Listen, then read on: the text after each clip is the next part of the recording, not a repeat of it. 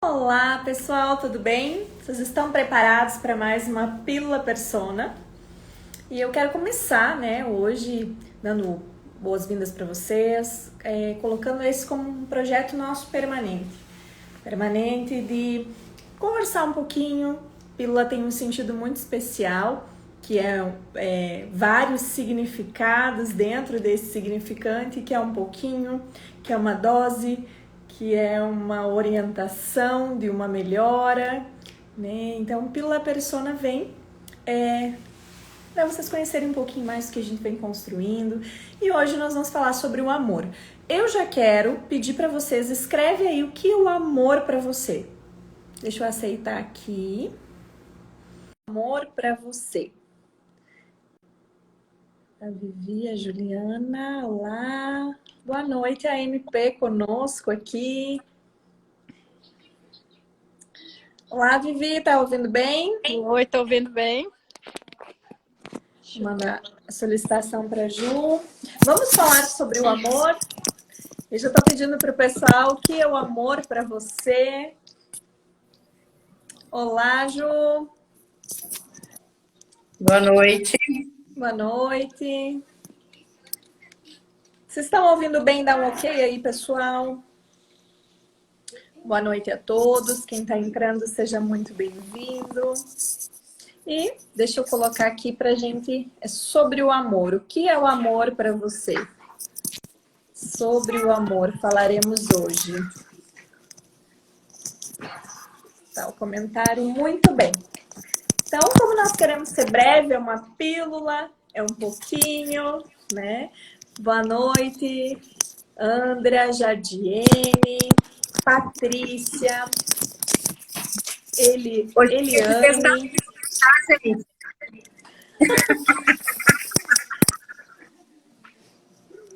Vivi, tá ok? Tava dando um barulho aí de fundo. Ok. Então, muito boa noite a todos para a nossa Pílula Persona, que é o amor para você. Aí. E eu quero começar falando, então, sobre uma frase. Se vocês já ouviram, me falem aí. O que é o amor para você? Vocês viram que eu perguntei para o meu filho, né? E aí achei tão bonitinho que ele disse assim, amor é uma coisa boa. Eu falei, como você sabe, filho, quem ama? Ele disse, quem faz bem. Falei, olha, a ingenuidade da criança, né, traz a poesia. E olha, eu quero já iniciar com uma frase que diz assim, que Freud fala, precisamos amar para não adoecer. Se quisermos não adoecer, precisamos amar, devemos amar. Então, o amor, ele é discutido na psicologia, na sociologia, acho que tudo que envolve o ser humano, né? E para vocês terem uma noção sobre quanto se discute sobre o amor, que ele é fundamental, se vocês pensarem, olha só, 380 anos antes de Cristo, Platão já dizia, no Banquete de Platão, que é lindo, uma obra que eu super indico, né? Eu não sei muito falar sobre temas sem de falar de livros, então já indico o Banquete de Platão, que veio daí a expressão do amor platônico. Se vocês já ouviram falar, né? Amor platônico vem daí. Por quê? Porque eles falam de um ideal de amor. Né? Então eles vão lá discutindo naquela assembleia lá e vão trazendo as possibilidades de um amor ideal. E daí que veio o amor platônico. Então há muito tempo se fala sobre isso. E na clínica não podia ser diferente, na área de saúde mental não podia ser diferente. E eu gostaria muito de falar, eu gostei, também vou indicar para vocês um vídeo, um debate que teve o Christian Dunker no YouTube, se vocês digitarem você vai ver lá. Encontros sobre o mal-estar na civilização, o amor. E o Christian Dunker, um psicanalista famoso, traz uma abordagem desse livro aqui, ó, do C.S. Lewis, que eu gosto muito, e ele vai falar sobre os 4 amores. Vocês já pensaram para a gente definir o amor, né? E aí ele faz muito bem esse autor, e eu gostei dessa dica do Dunker, que ele vai falar que a gente tem, basicamente, a gente é tomado pela essa questão do amor de 4 amores. Um é o paternal, então esse amor dos pais, esse amor que eu já vou falar um pouquinho aqui, né? Como é que se dá isso na infância, essa primeira afeição. O outro é o amor de amizade, que é o que constrói laço social, né? O que faz permanecer. Freud vai dizer isso, né? Porque a gente não se apaixona e não vive amor e ódio, mas se torna amizade e a sociedade é possível, né? E o amor eros, que é o amor sexual, o amor que a gente escolhe alguém, então, para se relacionar, do caráter erótico, né? E a caridade, o amor e caridade que ele vai dizer que é o amor de Deus por nós e nós por Deus, né? Então, é muito legal essa abordagem, super indico esse livro para pensar o amor. E para psicanálise, né? Para dar uma pílulazinha aí também, que tem uma vasta discussão. Hoje, quem é muito conhecida, escreveu o livro, foi a tese dela, foi a Anna Sui. Então, vamos pensar para a psicanálise. A psicanálise eu resumi aqui em 2 frases, que o amor é uma construção e que o amor é repetição. Por que construção? Porque ele não está dado. Né? Não dizem assim, né? Nasce uma mãe, a gente vai falar mais para frente disso, nasce uma mãe, a mãe ama o bebê, não precisa construir. No casamento precisa construir, as relações, né, de amizade precisam ser construídas. O amor não está dado num passe de mágica. Por quê? Porque quando a gente nasce, vamos pensar aí, o primeiro contato que a gente tem com o mundo, gente, olha que coisa mais linda, o contato, o laço que a gente tem, que nos tira da carne, que nos tira dos instintos, vou usar essa palavra, né, da questão sensorial, é o amor. Alguém que faz esse papel de nos apresentar o amor. E aí começa a dar sentido. O que é dar sentido? A falar dos órgãos, do banho, a cantar, a nos embalar, a entender a cólica, a dor, vai nos fazendo um laço aí da linguagem que nos apresenta o que é o amor. Isso vai ficar como uma marca. Vocês já pensaram nisso? Nós temos uma marca e a gente aprendeu e foi aprendido o que é o amor lá da infância. E a gente vai repetir isso. Depois, quando a gente tem que escolher, por que o amor é repetição para a psicanálise? Porque a gente vai reeditando a forma como nos amaram, como a gente aprendeu que era o amor, a gente vai trazer isso para as relações. Para as amizades, para os laços, para a relação com o chefe, com os colegas. E na escolha, então, do amor da nossa vida ou dos amores da nossa vida, né? Então, por isso que a repetição, essa marca lá, como a gente foi apresentada ao amor, vai sendo sempre repetida, reeditada, ressignificada, mas é uma marca que vai ser contínua. Então, olha a importância da função materna, da função paterna, a importância da gente ver isso, né? O quanto isso foi bom, o quanto isso trouxe marcas, e marcas podem ser marcas positivas ou feridas, né? Esse amor na infância que a gente vai repetindo. E aí tem várias coisas para a gente pensar, né? A melhor amiga é uma reedição da mãe, né? O grupo que a gente escolhe tem a ver com as nossas características do que é o amor que nos chama atenção para admirar. Os nossos ídolos, o nosso parceiro, você deve ter ouvido falar, a menina escolhe igual o pai, né? Não é bem assim. O menino escolhe a mãe, mas são traços, são marcas importantes que a gente vai sempre buscar porque entendeu que isso era amor, afeição e tudo mais. E já para encerrando a minha fala, a gente vai conversando depois, né? Para encerrando a minha fala, eu queria falar sobre 2 frases. Uma desse livro. Se o amor, nessa construção, se a gente vai repetindo, ressignificando esse amor da infância, por que às vezes a gente sofre? Por que muitas vezes a gente vai para a terapia ou a queixa com relação ao amor, né? A queixa eu quero ser amado. A queixa, né, Ju, a gente encontra eu quero mais amor. Viviane deve ouvir isso também, né? Ninguém vai para terapia dizer eu quero amar mais, eu quero dar mais. Mas muitas vezes não ter recebido, essa coisa do eu receber amor e não dar, né? E aí o C.S. Lewis vai falar uma frase. Tá. Estão ouvindo bem? Sim. O C.S. Lewis vai falar uma frase muito legal que ele diz assim, ó. Quando o amor se torna um Deus, vira um demônio. Olha que importante. Olha que interessante a gente pensar que o amor é que nos forma, que o amor é que nos faz laço, mas o amor também pode ser perigoso.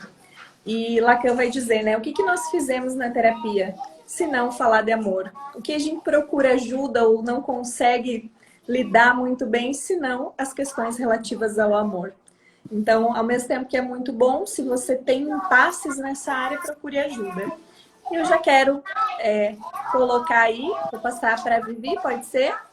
Viviane, o que é o amor para você e o que você tem para nos dizer sobre o amor? Quando a gente fala de amor, né? Inicialmente a gente pensa do amor primário, né? Sempre que a gente fala do amor que a gente recebeu dos nossos pais, né? Quando a gente fala de um bebê, sobretudo nos primeiros 2 anos de vida, a gente tem uma série de informações que esse bebê vem recebendo, né? E a forma como o nosso cérebro vai sendo formado, tá dando para ouvir? Tá? A forma como o nosso cérebro está sendo formado depende muito dessas interações com que a gente faz com o mundo, né? Como é que eu vou enxergar o mundo? E o nosso primeiro contato com o mundo afetivo e com nossas experiências é através do cuidado materno.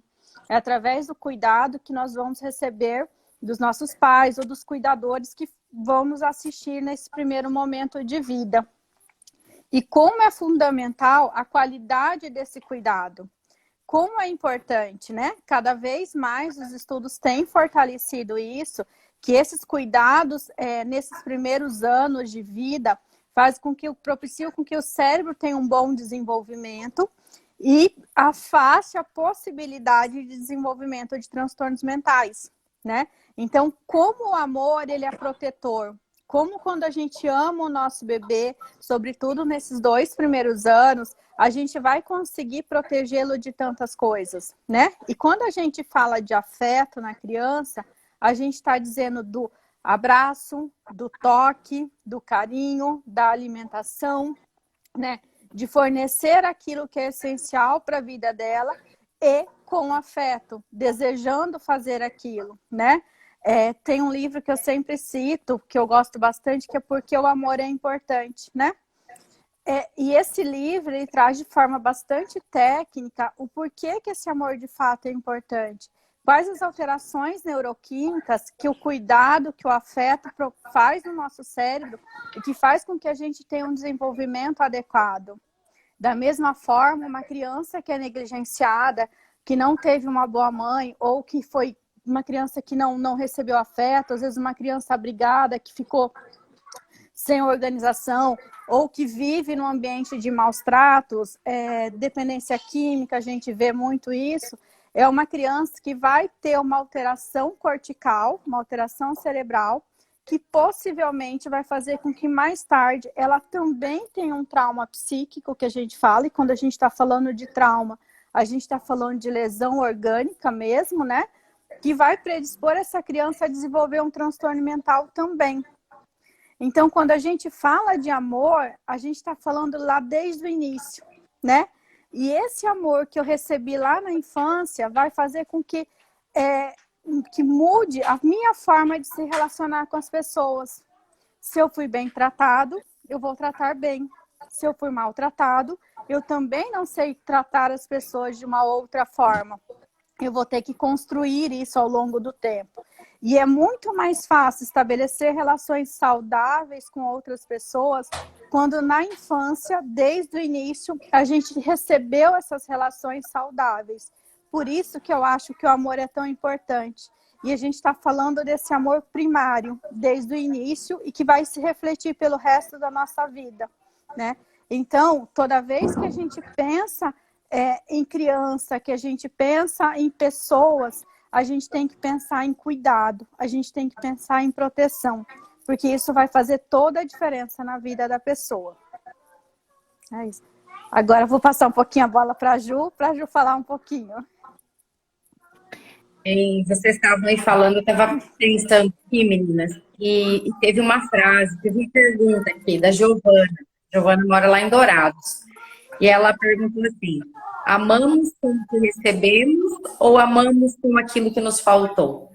Então, assim, Giovana, pergunta lacradora no sentido de que às vezes a gente ama com o que a gente recebeu e às vezes a gente ama com aquilo que faltou. Porque assim como, né, a Cláudia comentou, a Viviane estava ali complementando, as pessoas ofereceram para nós aquilo que elas puderam dentro do que elas conheciam, né? Então a gente fala tanto de pai e mãe, quanto a gente fala de cuidador, e às vezes esse cuidador de família, ou esse cuidador que porventura eu tenha tido num albergue, enfim. E com essas relações, né, que a gente tece primeiramente com essas figuras de apego, aí a gente vai desenvolver todo o nosso jeito de ser no mundo, né? E de, consequentemente, gostar, amar e receber os outros, né? Conviver com os outros. Então, um dos autores que fala muito sobre isso é o Bowlby. O Bowlby, ele é um psicanalista, um psiquiatra de formação. A gente na sistêmica utiliza ele pra caramba. E ele vai falar muito que a gente tem dois tipos de apego, né? Que vai existir o apego seguro e o apego inseguro, basicamente. Existem outros, né? Ele narra, depois descreve com maiores minúcias. Mas o que isso significa? Depende daquilo que eu recebi. E depende do que eu recebi e de como eu internalizei. E se a gente imaginar, tem pessoas que sofrem abusos, maus tratos e se desenvolvem uma afetividade até que a gente fala assim, poxa, mas essa pessoa não poderia desenvolver essa afetividade dessa forma, né, de uma forma saudável, de uma forma comprometida com o outro, por tudo que ela recebeu. Mas o que ela não absorveu? Quais foram as questões conscientes que rondaram ela também para que ela tomasse essa decisão, esse jeito de ser na vida? Mas isso depois de uma certa idade. Geralmente a criança responde com aquilo que ela recebe. Então, isso que a Viviane fala, né? E é tão, às vezes, característico de processo terapêutico, pais e mães, num certo momento, falarem assim, meu Deus do céu, como foi complicado eu me perceber agora falho com o que eu fiz com os meus filhos. Mas aí que tá a grande sacada. Quando a gente fala de relacionamento humano, sempre é tempo da gente reorganizar. Sempre é tempo da gente ressignificar. Tanto que daí tem um outro autor, né, que ele comenta que ele tem livros, assim, muito bacanas, né, de uma leitura muito fácil, muito gostosa, que é o... Deixa eu pegar um aqui, peraí, deixa eu mostrar para vocês. Um das 5 linguagens, né? Então, esses dias eu até recebi aqui as 5 linguagens do amor das crianças. Olha só que interessante. É do Gary Chapman. E o Gary, ele fala dessas 5 linguagens de uma forma que a gente pode reconstruir tudo aquilo que a gente teve até então. Se eu pratiquei, eu adulta, percebo que eu não colaborei, que eu não contribuí muito, claro que eu deixo marcas, que eu deixo feridas, que eu deixo traumas. Mas a partir do momento em que eu decido ressignificar as minhas relações com as pessoas, em especial com os meus filhos, eu tenho essa condição e eu posso. É óbvio, gente, que amar dá trabalho. Então, às vezes, quando a gente está trabalhando com relacionamento afetivo, com casais, com namorados e com noivos, né? Sempre chega um momento ali que a pessoa fala, cara, não quero mais, eu acho que não vai dar certo. Aí a gente vai lá e pontua. Mas quem disse para você que amor não dá trabalho? Então, é justamente esse processo de você olhar para aquilo que você tem, para aquilo que você recebeu, para aquilo que você está emitindo e, principalmente, da forma como você está se comunicando. O que é que você fala para o outro que é significativo para você? O que que você fala para o outro que às vezes é um pouco aquela pitadinha, né, de eu quero fazer com que ele aprenda, eu quero fazer com que a pessoa sinta. Mas será que a forma como ela recebe, auditivamente, afetivamente, é da forma como você receberia? E aí a gente tem os vários problemas e as várias nuances dos relacionamentos. Mas mais uma vez, e o Minuchin, Salvador Minuchin, ele falava assim, né? Uma família que merece ser amada, merece ser cuidada. E aí eu pergunto para vocês, quem de nós aqui que não tem uma família que não mereça ser amada? Todos nós. A nossa família merece ser amada. E aí a gente vai ter uma diversidade de subjetividades, uma diversidade de pessoas completamente diferentes de nós, mas que a gente for pensar assim, ó, a gente veio do mesmo lugar. É ou não é? E ali que vem a sistêmica falando, quantos atravessamentos transgeracionais, quanta ligação intergeracional que acontece e que a gente faz o quê? Desenvolve afeto, apego e amor. Às vezes seguro, às vezes inseguro. Mas assim, tomou consciência? Tem vontade de fazer diferente? Isso é uma decisão. Uma decisão que vai passar pelo teu autoconhecimento, pela tua determinação e pela vontade de fazer a diferença. Lembrando, gente, amor dá trabalho. E aí tem uma das coisas que o Bowlby fala que é interessante, assim, uma frase dele também, que ele diz assim, que o apego é um vínculo emocional profundo e duradouro, que conecta uma pessoa adulta a outra, através do quê? Do tempo e do espaço. Então, acreditar ou acreditar a uma criança que ela vai resolver isso, não dá, né? O adolescente talvez já tenha uma percepção um pouco maior disso, mas a responsabilidade de quem? Realmente geralmente e realmente é de uma pessoa adulta. Então, só jogo, essa é a pílula, né, para que a gente pense aí. E lembrando, né, Cláudia, Freud lá em 1926, tanto que Bowlby pegou o que Freud falou, ele já falava disso, né? Que o nosso principal apego, a nossa primeira figura de referência é a mãe. Então, não é? E aí, né, quer dizer, tá, e se eu não tive mãe, quem foi a figura de referência que representou a tua mãe para você? E sempre vai ter, né, gente? Não existe como não ter. Nós, seres humanos, para sobreviver, dependemos de outros seres humanos. Passo a palavra aí, daqui a pouco pego de volta.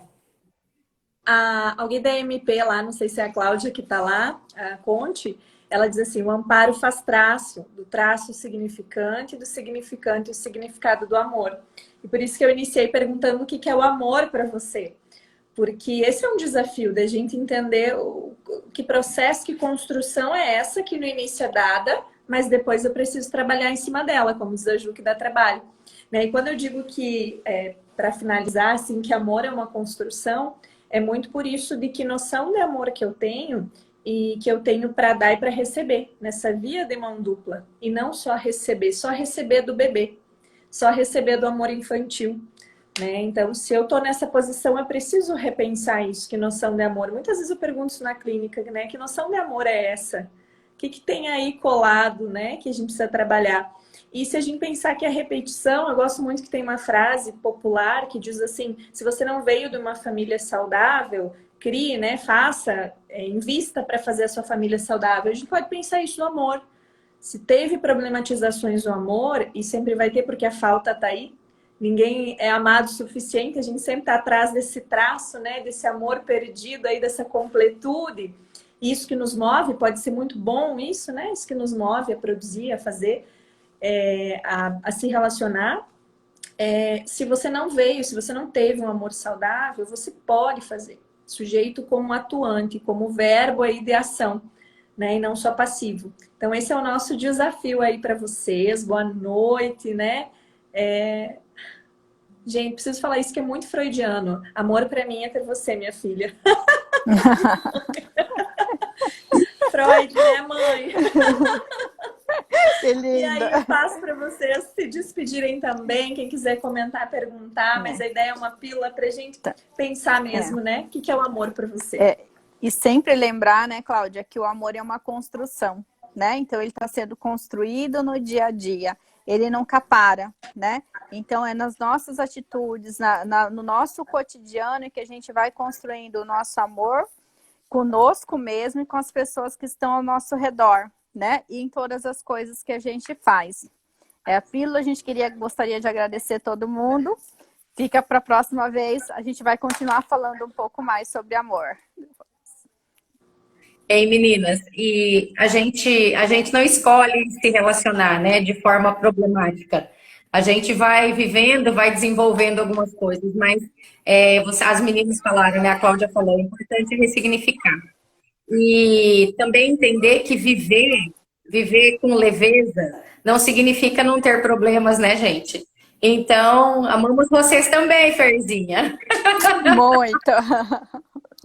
Todo mundo que está aí, com todo carinho e amor, é isso, gente. Adaptação, que a gente tenha realmente coragem para mudar e buscar soluções adaptativas via autoconhecimento. E lembrando, sempre é tempo. Você queria que o outro melhorasse? Começa por você. Isso também é amor próprio. E é isso aí, gente. Isso aí. Casinha lançada. Com carinho a gente recebe vocês, com carinho a gente se despede de vocês. E tamo junto, gente. Brigadão. Grande abraço, boa noite. Uma semana cheia de amor.